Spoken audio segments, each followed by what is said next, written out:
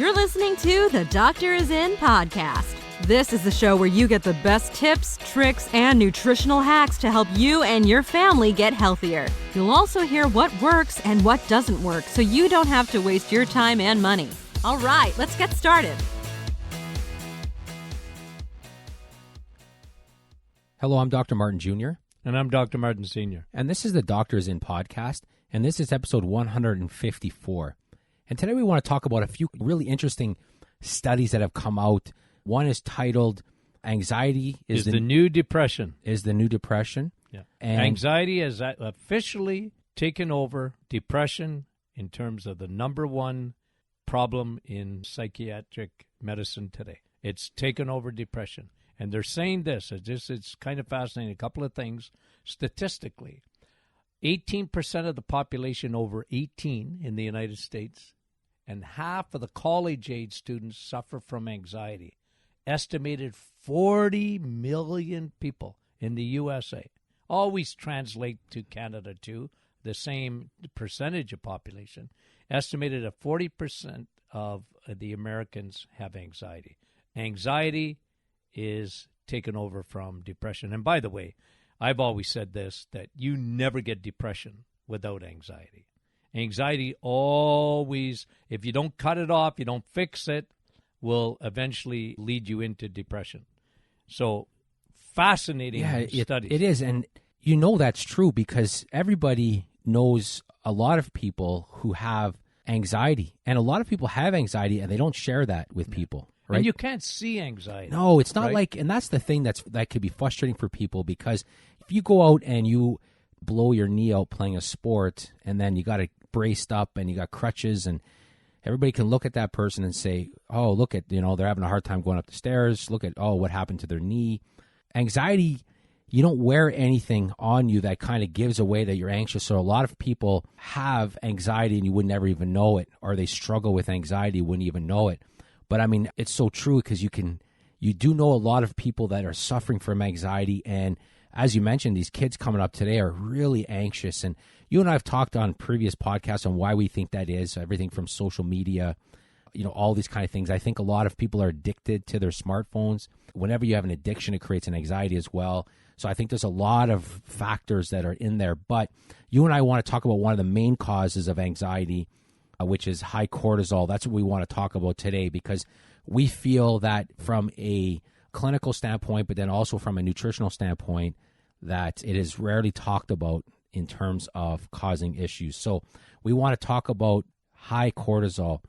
And really, high cortisol, like I said, it causes a lot of anxiety in people. It also causes, we always say this, from what we see in our clinic, it's the number one cause of insomnia in anybody over the age of 40, pretty much. We would say even younger than that, but just to kind of be safe that way. High cortisol is the huge reason why people can't sleep, or they can't fall asleep, or they can't stay asleep, or why they wake up exhausted in the morning. And we'll talk more about that as well. And then you read an interesting study on men who aren't sleeping properly, so they're getting less than 5 hours of sleep a night. Yeah, well, listen, it says a man who sleeps less than 5 hours a night in their 50s are 5 times more likely to have a heart attack in their 70s. And, of course, I've always said this, that women, cortisol hits them much differently than it does a man. Not that, of course, we have adrenal glands just like women have, right? Cortisol is secreted from those adrenal on top of kidneys, those little chestnut-shaped glands, okay, that we are so focused in on testing that in our office. It's part of our biomarker kit. It's something that we look at. But when a man has cortisol, okay, and if you don't sleep, your cortisol goes up. If your cortisol goes up, you don't sleep. So, you know what I mean? Like it's like a vicious cycle. So look at what this study is saying. It's so significant because you know what? Again, I don't want to go down too much of a rabbit trail, but I just want to talk a little bit about the experiences of a lot of physicians. And they're always baffled by this because men will present themselves with a heart attack and their blood work everything's good. Their cholesterol is good. Their triglycerides are not bad. You know what I mean? They have no markers for a heart attack, and sometimes they get the widowmaker, Like, I mean, it's really bad. But then they look and they go, wow, like everything was good. Wasn't the cholesterol, whatever. And, you said this, I think, I don't know if it was on our last podcast or whatever, but cortisol is an accelerator.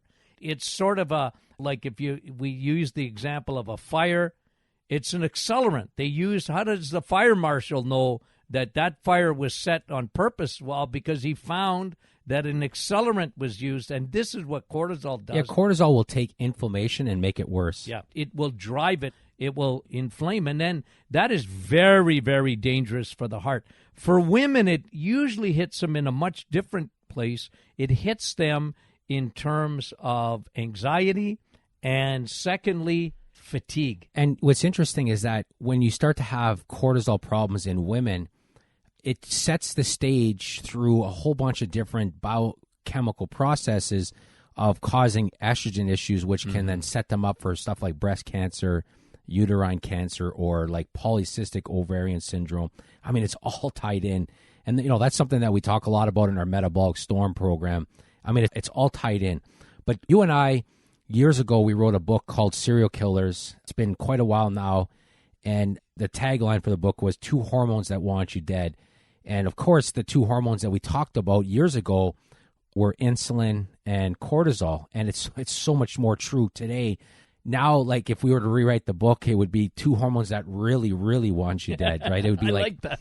2.0. We meant it. Like, 2.0. Yeah, but it's we really meant it this time. It's amazing. Like, it's just now, especially as the research coming out, and it's not a coincidence that we're seeing a lot more anxiety and we're seeing a lot more effects of cortisol. And as you've mentioned, what's kind of interesting how cortisol. Let's just talk a little bit about the biochemistry of cortisol. And I know a lot of people, when they hear biochemistry, they just kind of like... They go to sleep? Yeah, somebody right now is driving and they're going to fall asleep. But no, we'll keep it as short and as interesting as possible. As you mentioned, you have these adrenal glands that are sitting on top of your kidneys. They're not big at all. Chestnut. They're the size of a chestnut, right? Really? So they're not that big. You have 2 of them. And what happens is, so imagine if you're scared for some reason. Like if you're walking, we use this analogy a lot, but it's interesting. If you're walking down the street at nighttime and there's never any lighting anymore on the street lights, right? So you're walking down and there's somebody walking on the street on the sidewalk behind you, and they're walking quicker, so they're going to catch up to you. Well, the average person gets nervous a little bit. So what happens is their brain, their hypothalamus will tell their pituitary it like shakes it up, says, all right, better get the adrenals going. So the pituitary signals to the adrenals, all right, get to work, start doing your job. So your adrenals will do a couple things, but they'll make something called adrenaline, which most people understand what adrenaline. Yeah. But it'll also make cortisol. And the purpose of those 2 things is to get your body into a state that is referred to as the fight or flight state, right? People can figure that out. Yeah, you go back and forth in a day between rest and digest. Yeah, punch or run. And so when you go into that state of fight or flight, you need a lot of things to happen. You need a ton of energy in case you have to run or fight. So a big job of cortisol, in fact, one of the main functions of cortisol is to bring up your blood sugar levels, to give you the energy your body thinks it needs at that time. It also increases your heart rate to start pumping blood throughout your body so that your toes and everything have enough blood to run or fight, right? It also starts to increase your breathing. Your breathing gets more shallow. It starts to everything, your brain gets more focused. It gets more alert at first. And then the opposite happens the longer it's going on. But these are things that are supposed to be very good for you. It's stuff that keeps you alive. A lot of that is important. So that's what cortisol does. So your body makes cortisol in response to stress. And a whole bunch of different stresses can stimulate that, right? Your body doesn't necessarily always know the difference between an emotional stress or a physical stress, but it sets off this chain reaction. That's the basic role that cortisol has. However, cortisol naturally follows what we call it's a cyclical hormone, and it's tied to your circadian rhythm, meaning it has a definite pattern in when you make it and when you don't make it throughout the day. And it's tied to the 24-hour cycle, right? It's interesting. As an aside, this is just, I've made a note so I don't forget where we are because we like to go on these little asides, but one of the questions that people like to talk about or speculate on is that if we found another planet in another solar system that wasn't, I'm talking like Star Wars type things, could we live on those planets, right? And the thing is that any endocrinologist will tell you that we would be so diseased and so sick so fast because our hormones are tied to the rising and the descending of the sun, right? We're in a 24-hour, our hormones are released in a cyclical pattern. We would be so diseased so quickly. And one of the interesting areas in medicine now is the effect of what they call delayed circadian rhythm, or delayed, right? So what's happening is that people are using blue lights at nighttime, iPads and iPhones, and it's delaying, it's a phase delay. It's causing a shift. And when these hormones, they think they should be coming out, but there's still some blue light. It's messing with our brains a little bit, and it's causing all these sicknesses. And they're looking at they're modern stuff, right? When they you are, think of it. absolutely are, right? So it is interesting. But so cortisol is a circadian rhythm. Now, normally, a person that's healthy, normally what happens is in the middle of the night, as it gets closer to morning, your cortisol levels start to elevate. They're getting higher. And that's because your body is getting you ready to get up. So it's raising your blood sugar levels. It's bringing your pulse rate up. It's doing all these things to get you ready for the day. And then let's just say about 8 o'clock, your cortisol levels are nice and high. Your energy's good. Your brain's waking up. Everything's going according to plan.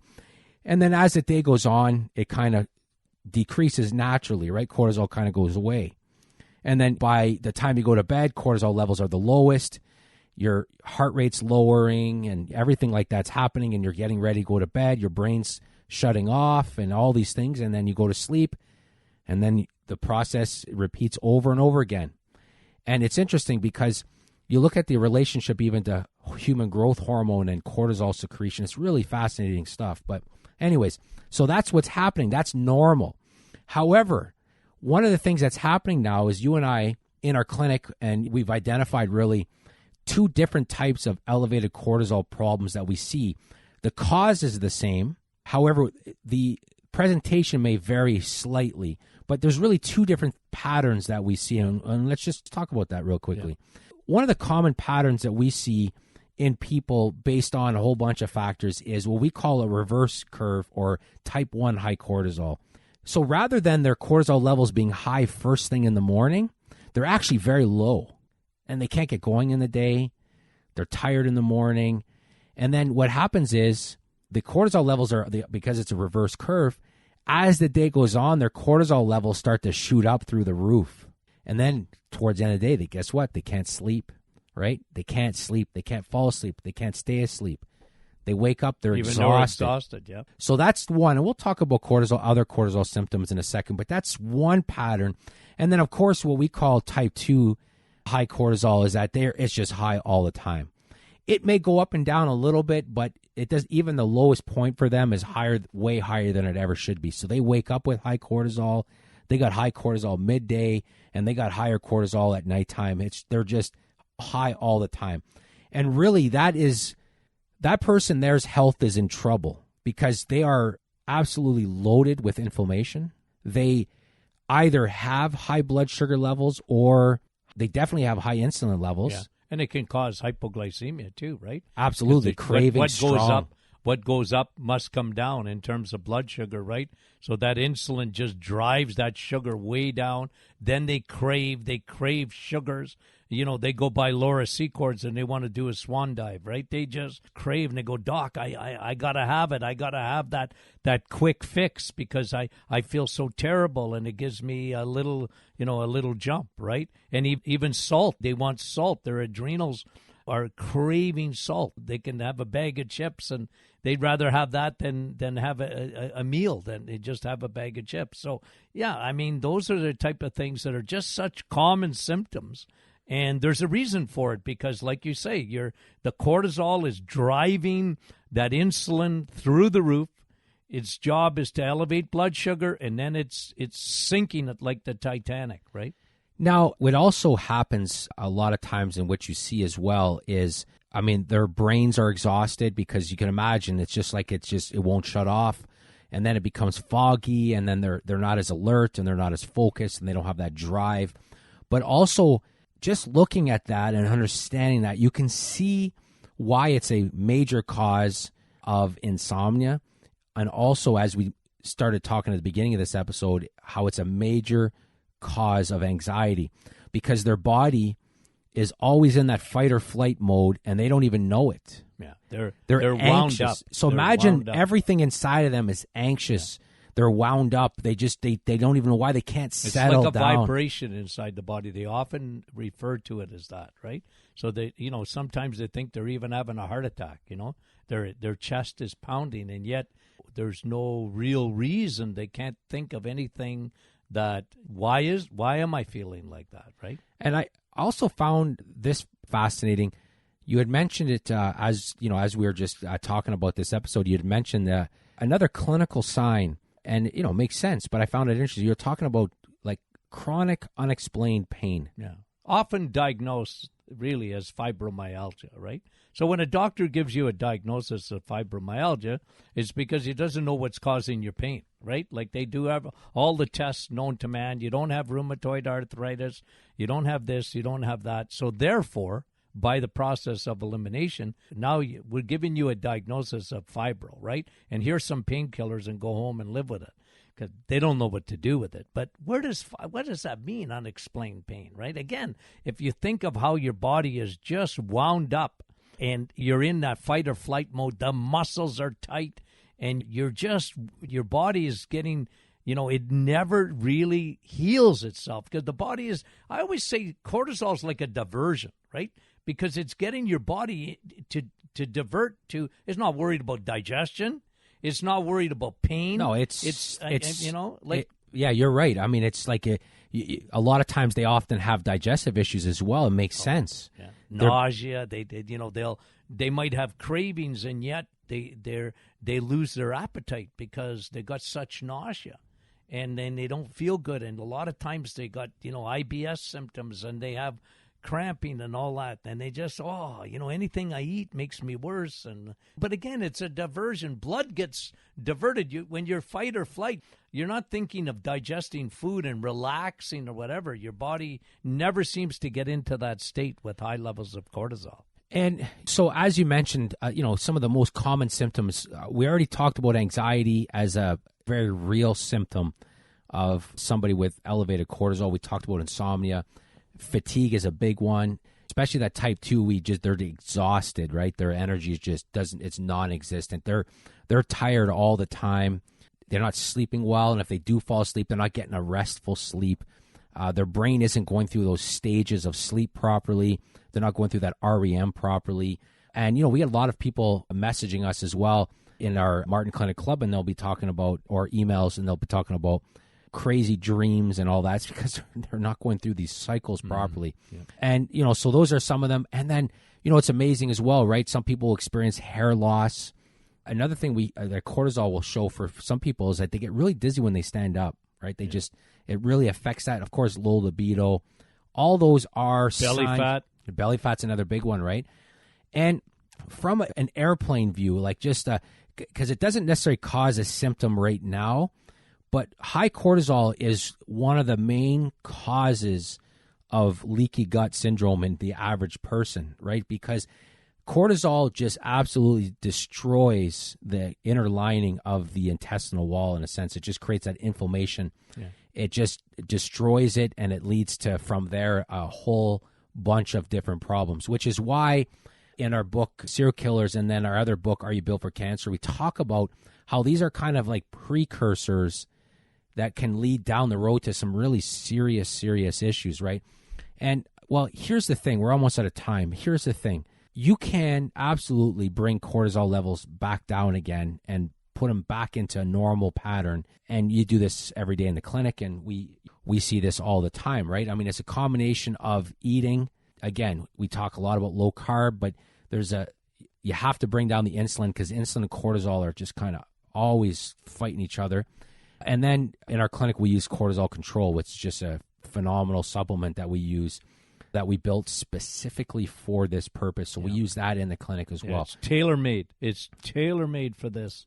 And again, it's an epidemic. If you understand that, Folks, if you're listening today, if you don't know anybody, you might be listening going, hey, that's me. You talked about me. Or you can name maybe 2 or 3 people in your head that are going through all those symptoms or a variety of those same symptoms. I'm telling you, cortisol control is unbelievable how it works. The results we get on a day-to-day basis with that. I always was frustrated. You go back and you think, I wrote a book in chronic fatigue syndrome. And I remember a chart that you had in there. I mean, when did you write that book? How old is that book? 30. Yeah, it's been a long time. Yeah, it's you were using the word chronic ago. fatigue syndrome before really most people. You had to explain to people what you were talking about, what you meant, like chronic fatigue. People just didn't understand it back then. But they never saw the connection to the adrenal glands. Right? Yeah, and that's what I was getting at. I remember a chart in that book where you kind of have it linking back to adrenal fatigue or adrenal. And now 30 years later, with all the research and all the stuff that we see, I mean, it's just amazing that you were bang on back then. You'd figured it out back then, but it was amazing to see that. But I do remember that chart in the book. It was a pretty good or pretty neat chart that really explained what was going on. So again, we covered a lot of information, but make no mistake, high cortisol is one of the most common issues that is destroying women's hormones. It's killing the health of men as well. It really is a big, big problem today. So anyways, we hope we gave you enough information there that just to kind of reassure you in a sense that there is stuff you can do for it as well. But so we want to thank you for listening to this episode. If you have any questions, you can email us at info@martinclinic.com. You can jump on our website. Again, we have some really exciting stuff coming for our website. We've taken your consciousness and we've uploaded it into a series of. How'd you do that without me, without my permission? Yeah, so we're really excited about some of the stuff that we're doing on our website that's going to be coming out in a bit. So, but if you're not a newsletter subscriber, go to our website, sign up. We talk about a lot of these things in there. We also have a Facebook group. It's a private Facebook group. You didn't even talk about the 2 new products that were coming out. We're really excited. Yeah, we have, and that's another thing as well. We have 2 new products that we're coming out with. I'm really excited about. Yeah, one of the complaints that we would hear from people a lot of times, it's like, hey, now that you fixed my hormones, can you help my husband or can you help my boyfriend? And they don't want to come in the clinic. Yeah, guys. Men are men. No. Right? I had a guy in yesterday. He had me laughing because I said, why are you here? You said, you see this girl beside me? She dragged me in here. That's a typical male. Well, yeah, it's funny because when I was treating sports injuries, if somebody came in with a really bad elbow, and I would always say, if a guy came in with a bad elbow, I'd always ask him, hey, how long has this been going on for? Like, it's been going on for 8 months. And I mean, they have a hard time moving their arm. They can't even grip their hammer, right? It's affecting the work, and it's been affecting the work for a long time. And then I'd say, well, what finally brought you in here today to see me? Because it's been going on for a long time. They'd say, well, I had a hard time drinking a beer last night. They couldn't drink. So guys, it takes a lot to get them in, right? Like, let alone he couldn't handle a hammer. But that didn't matter. And that I would see that all the time. So you're right. Men typically, if they come and see us, it's usually because they have to. Yeah. They typically are told, or their wife made the appointment for them. That's usually how it is. I mean, we know that. We don't take those kind of things personally. But one of the things we saw, and we'll talk about this in an upcoming podcast as well, is that low testosterone levels is a major issue. Big time today. Yeah. Testosterone levels overall across the board have dropped by half in the last 40 years. So think about that for a second. There are people today, I mean, their testosterone levels are half of what they used to be. And so it's a real epidemic. And, one of the other things that is a misconception as well is that as we age, our testosterone levels are naturally going to go down. Well, it turns out that's not true. Research has shown that if it goes down, it's because of lifestyle factors or other things that are causing it. Your estrogen is going through the roof. That's right. There are other factors that are lowering testosterone. So we wanted to... including cortisol, by the way. Including cortisol. And we wanted to be able to help these men. So we put together like a men's health formula that will, naturally do a bunch of stuff for them to help them feel better. So we have that coming out. And then I'm also super excited about one that we've been working on for quite a while, which is a nootropic, which is... Brain. Yeah, which is brain. So it's interesting. If you look at like Silicon Valley and all these like all these places, they've been using these things to kind of help their brains be sharper and more alert and better, and they're called nootropics, and they'll use a whole bunch of different things for that. So what we did is we're coming out with a nootropic specifically for an aging brain, which will help protect memories, but also focus and alertness. And so I'm super excited about that one as well. And it's really designed to help age-proof our brain in a sense. So that's what that's coming out. So I'm really excited about those two products, and we'll be talking more about those as time comes as well. So again, we want to thank you for listening, and have a great day.